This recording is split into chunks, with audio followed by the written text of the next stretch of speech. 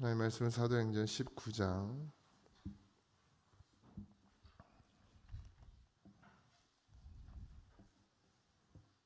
1절에서 7절입니다. 사도행전 19장 1절에서 7절입니다. 같이 합독하겠습니다. 시작. 아볼로가 고린도에 있을 때 바울이 윗지방으로 다녀 에베소에 와서 어떤 제자를 만나 이르되 너희가 믿을 때 성령을 받았느냐 이르되 아니라 우리는 성령이 계심도 듣지 못하였노라. 바울이 이르되 그러면 너희가 무슨 세례를 받았느냐 대답하되 요한의 세례니라. 바울이 이르되 요한이 회개의 세례를 베풀며 백성에게 말하되 내 뒤에 오시는 이를 믿으라 하였으니 이는 곧 예수라 하거늘 그들이 듣고 주 예수의 이름으로 세례를 받으니 바울이 그들에게 안수함에 성령이 그들에게 임함으로 방언도 하고 예언도 하니 모두 12사람쯤 되니라. 아멘. 이제 어제 우리가 말씀을 이제 보고 이 아볼로라는 제자가 나오죠. 그래서 이 아볼로가 고린도, 그러니까 에베소에서 고린도로 내려가게 됩니다. 그리고 나서 그 다음에 거기에 바울이 에베소 교회에 오게 돼요. 그러니까 에베소 지역에서 고린도는 사실 이렇게 육지로 가면 엄청 먼 거리인데 배로 가면은 좀 그렇게 먼 거리 물론 뭐 가깝다고도 할 수 없죠. 이제 배로 가면 좀 쉬운 거리에 있는 그런 곳이 고린도입니다. 그래서 아볼로를 그곳으로 보내서 이제 복음을 전하는 사역을 감당하게 하고, 그리고 바울이 이제 에베소 교회에 왔을 때 이제 제자들을 만나게 되는데 이 제자들이 아무래도 아볼로에게 이제 말씀을 배웠던, 성경을 배웠던 제자들로 보입니다. 근데 이제 묻죠. 너희가 믿을 때 성령을 받았느냐 이르되 아니라 우리는 성령이 계심도 듣지 못하였다 이렇게 얘기합니다. 그러니까 복음의 초창기이기도 하고, 그리고 이 성령의 그 임재하심, 그러니까 여러분들 듣지도 못했다는 말을 잘 귀담아 들으셔야 됩니다. 늘 믿음은 말씀을 들음에서 나는 거거든요. 그러니까 알지 못하는데 믿을 수가 없어요. 그러니까 듣지 못하는데 어떻게 알 수가 있겠습니까? 그러니까 일단은 말씀이 들려져야 하고, 그러니까 듣는 자리에 있어야 하고, 그리고 그게 들려져서 깨달아 알아져야 하고, 그리고 그게 믿어져야 되죠. 그게 모든 것이 다 하나님의 은혜이기도 합니다. 어쨌든 그 제자들에게 바울이 묻죠. 무슨 세례를 받았느냐? 그러니까 요한의 세례니라 그랬습니다. 우리는 예수 그리스도로 세례를 받죠. 예수님께서도 제자들에게 너희가 가서 아버지와 아들과 성령의 이름으로 세례를 주라 이렇게 말씀하신 대로 제자들이 세례를 주는데, 우리 이제 물 세례가 있고 성령 세례가 있습니다. 뭐가 순서가 맞냐 이렇게 보면 보통 우리는 지금 생각할 때는 물 세례를 받고 그리고 성령 세례를 받는 것 같지만 초기 초대교회에서는 성령 세례를 먼저 받는 사람들이 많았습니다. 그래서 베드로가 이런 이야기를 하죠. 우리가 성령으로 세례를 받았으니 우리가 물 세례를 받을 필요가 없다는 게 아니라 물 세례도 받아야 된다 이렇게 이야기를 합니다. 그러니까 어떤 중요하지 않다를 떠나서 주님께서 명령하신 말씀이고, 그래서 물로 세례를 받는 것과 성령으로 세례를 받는 일은 반드시 우리 안에서 이루어져야 될 일입니다. 뭐가 먼저가 되고 이건 별로 상관이 없죠. 하나님께서 역사하시는 대로 성령의 강권적인 역사로 성령의 세례를 받은 사람이 교회에 들어와서 성령 세례를 받았어도 언젠가는 때가 되면 물 세례, 그러니까 제자들을 통해서 물 세례를 받아야 됩니다. 어쨌든 여기서 이제 세례 받지 않으신 분들은 없는데, 저는 물론 성령 세례가 더 중요합니다. 왜냐하면 우리가 말씀으로 살아내야 되기 때문에. 그렇다고 해서 물 세례는 중요하지 않느냐? 그건 아니에요. 인간적인 것이라고만 생각할 수도 있고 육신적인 그냥 보여지기식이라고도 생각할 수 있지만, 그걸 통해서 내가 주님과 함께 이제 죽고 살기를 작정하는 마음을 갖는 것이기 때문에 이것도 상당히 중요합니다. 그리고 이제 침례라는 말로 많이 번역을 하는데, 그러니까 세례 요한이 베풀었던 세례는 침례죠. 물에 들어갔다 나오는 것. 초대교회 때는 다 침례를 했죠. 강에 가서. 지금도 그렇게 하시는 분들, 꼭 침례해야 되느냐? 그거는 저도 잘 모르겠습니다. 주님이 어떻게 말씀하실지 모르겠지만 요즘에 이제 간단하게 이제 약식으로도 하는데, 이 침례라는 의미는 이제 주님과 함께 죽겠다, 그리고 다시 주님과 함께 살겠다라는 의미를 가지고 있는데, 성령 세례는 그것을 가능하게 만드는 그런 하나님의 은사죠. 그러니까 내 힘으로 주님과 함께 죽고 살기를 작정하지만 내 힘으로 주님과 함께 죽고 살 수가 있어요? 없습니다. 절대로. 우리 육신으로는 아무리 결심을 해도 죽어져야 말이지. 이 조그만 자존심 하나도 꺾지 못하는 게 우리예요. 그냥 교회 어른 되신 분들은 특히나 더하지. 목사는 더하고. 조금만 무시해봐요. 그거 못 참지. 견디질 못해요.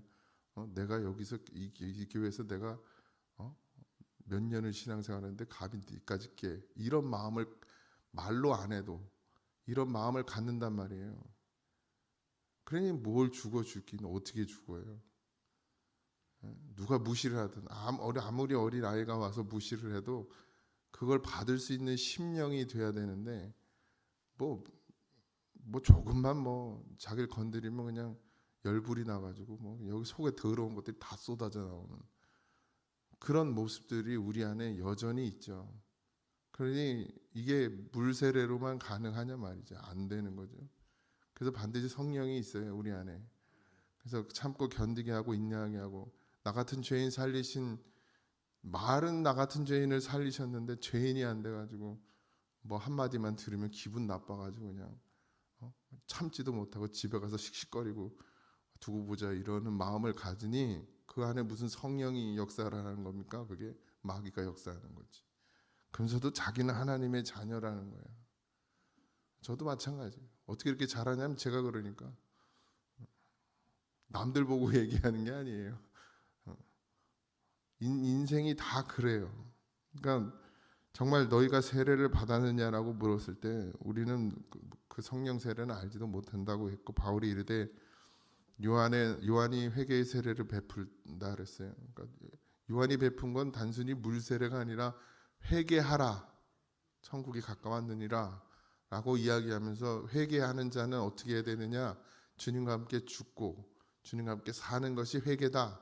이것을 그 세례를 통해서 가르쳐 준 것이었죠. 근데 거기에는 물론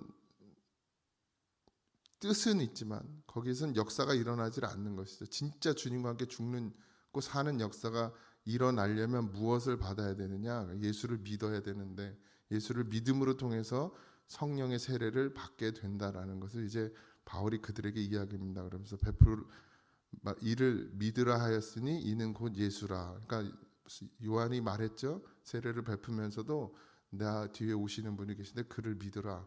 그가 너희를 구원하리라 하셨죠. 그래서 그 말씀을 이 제자들에게 전해주는 거예요.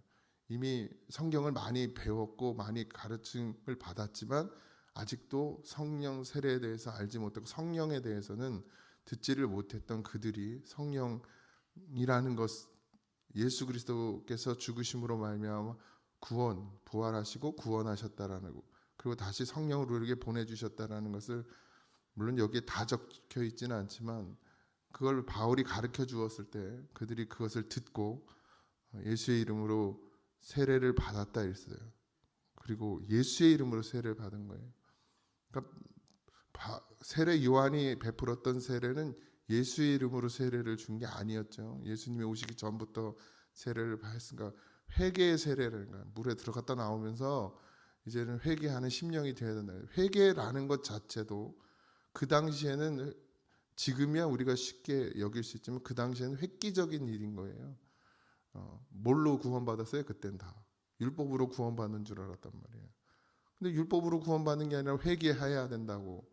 그래야 천국이 가까이, 회개하는 심령만 천국 간다고 하니까 그 당시에만 해도 이게 말이 안 되는 이야기였죠. 그들은, 이스라엘 백성들은 다 율법으로 구원을 받는 줄 알고 있는데, 율법을 지켜내서 구원을 받는 줄 아는데 회개를, 그리고 구약은 뭐죠? 할례잖아요. 근데 세례를 이야기하고 있으니까. 근데 또 그 세례가 아니라 이제 예수 그리스도의 이름으로 세례를 받으라는 거예요. 바울이 그들에게 안수했죠. 그랬더니 성령이 그들에게 임하셨다 그랬습니다. 그 방언도 하고 예언도 했다. 한 12명쯤 되었다 그랬습니다. 그런데 오해는 하지 마세요. 무조건 성령이 임하면 방언하고 예언하는 건 아니에요.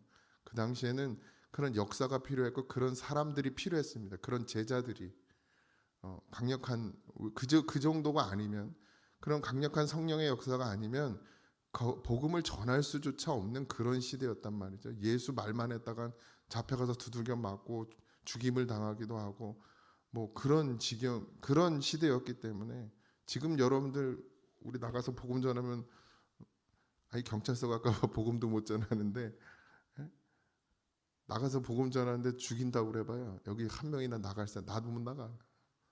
나도 못 나갈 거야 아마. 그러니 뭐가 필요했어요? 그런 강력한 성령의 역사가 필요했던 거예요. 근데 또 성령의 역사 그러면 또 무조건 그런 건 줄 알고 막 기도원 가보세요. 장풍 쏘는 목사님도 왜 이렇게 많은 건지. 장풍은 도대체 왜 쏘는지 난 이해를 못하게 돼. 진짜 성령 받으면 그렇게 되는 건지 뭐 내가 안 받아봐서 모르겠습니다만은. 근데 성령의 역사는 그게 아니라 말씀의 역사예요. 성령의 역사는 지혜의 역사고, 우리가 말씀으로 살아낼 수 있는 힘을 성령이 우리 안에 불어넣어 주신단 말이죠. 뭐 복음을 물론 다 전해야 하고 아직도 전도도 해야 하고 해야 될 일은 많지만 가장 중요한 역사는 성령을 통해서 내가 변화받느냐는 거예요. 내 삶에 내가 정말 예수 그리스도로 사느냐, 그 힘이 성령으로부터 나와야 된다는 거예요. 근데 성령 없이도 교회는 나올 수 있어요. 예배도 드릴 수 있고 헌금도 할 수 있고 봉사도 할 수 있고 다 할 수 있어요. 근데 그게 진짜 성령의 역사냔 말이에요. 그냥 뭐 하다 조금만 힘들면 짜증내고 불평하고 나랑 마음 안 맞는다고 그냥 왕따 시키고, 교회 안에서도. 근데 무슨 성령의 역사, 그게 무슨 봉사예요. 하지 말을 차라리. 함께 가야 되는데. 다 하나 돼서 가라고 주님 말씀하셨고 그게 성령의 역사라고 말했는데, 난 저 사람하고 불편해서 일 못한다고, 그게 무슨 성령의 역사예요? 그게 무슨 봉사예요? 하지 말아야지. 내가 그 사람하고 마음이 맞지 않아서 난 쟤랑 못할 거야. 그럼 하지 마 차라리.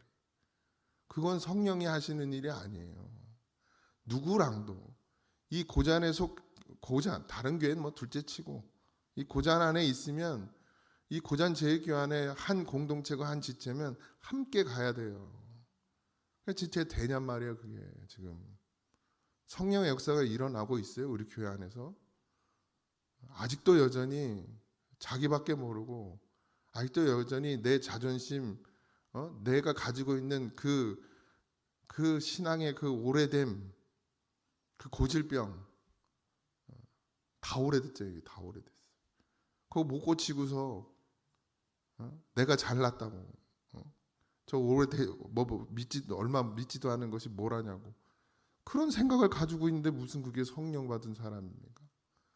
나보다 남을 다 낮게 여겨, 좋게 여기라고 주님 말씀하셨는데 나보다 다 알로 보고 밑으로 보고, 그러면서 무슨 성령이, 무슨 역사가 우리 교회에서 일어난다는 거예요 도대체.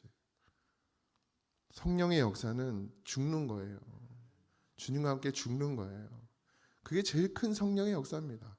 방언을 하고 예언을 하고, 그 고린도전서 나오잖아요. 뭐 아무리 뭐 수없이 많은 성령의 역사를 해도 사랑이 없으면 다 소용없다 그랬어요. 사랑이 뭡니까? 죽는 거잖아요. 예수님이 우리를 사랑하셔서 하신 일이 뭐예요? 죽은 거예요. 죽으셨잖아요. 우리도 그리고 주님이 우리에게 그 길을 따라오라 하셨어요. 주님 따라가는 길은 뭐예요? 죽는 거예요. 나 없는 거예요, 나는. 나는 없는 거예요. 누구랑은 뭐 같이 못 다니겠어. 누구랑은 뭐 같이 못 하겠어. 난 저 사람하고 신앙생활 같이 못 하겠어. 난 저 인간하고 이 교회 같이 못 있겠어. 그게 무슨 신앙이고 그게 무슨 성령입니까? 그게 무슨 예수 믿는 사람입니까? 그러니까 가야지. 그런 사람은 가야 돼요. 가서 고생을 해봐야지. 돼지게 굴르고 얻어 터지고 그러고서 주님 다시 만나야지. 여기서 말씀 전해서 그 말씀을 못 듣는데 어떻게 해. 뭐 우리 교회 그런 사람은 없지만 어쨌든 여러분들 정말 성령 세례를 받는 것은 그냥 단순히 교회를 나오는 그 정도의 역사가 아닙니다. 그냥 교회 뭐 맘만 먹으면 다 나와요. 엄마 눈치 보고 나오는 애들도 있잖아요. 나이가 30이 되고 40이 돼도 우리 부모님 때문에 교회 나오는. 뭐 부모님이 자기 구원시켜줘요? 부모님 발목 잡고 천국 갈 거예요? 아니잖아요. 예수 믿음으로만입니다. 그러니 예수의 이름으로 여러분들 세례 받으십시오.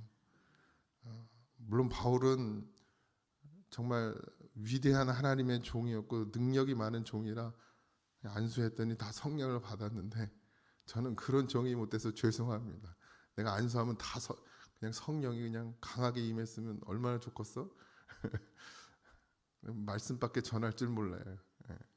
아직 주님이 내게 그런 그런 어떤 뭐 강한